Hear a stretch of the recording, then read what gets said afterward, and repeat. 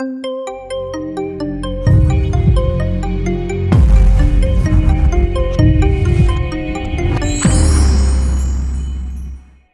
welcome back. In this video, I'm going to show you how to replace the driver's side exterior door handle on a Nissan Xterra. If your handle is broken or missing the lock cylinder cover like mine was, this step-by-step guide will help you get it done quick and super easy. First, you'll need to open your door and look for a small rubber grommet on the side edge. This gives you access to the Torx screw holding the lock cylinder in place. You can remove it by hand like I did, or use some assistance from a flathead screwdriver. We're going to use a T30 Torx Bit to loosen the screw. You won't be able to remove the screw all the way.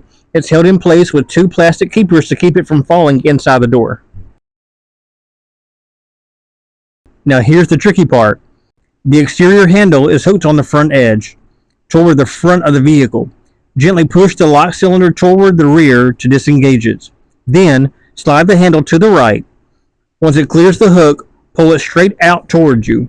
Take your time here to avoid damaging the paint or the door.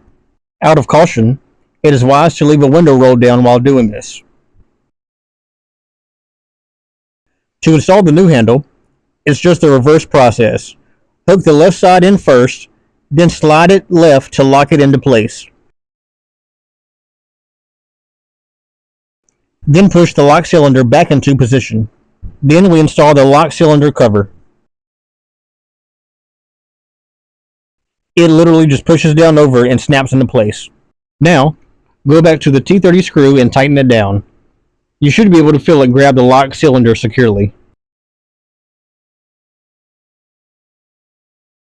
Then, put the grommet back on. And that's it. If you found this video helpful, hit the thumbs up button and subscribe for more videos like these.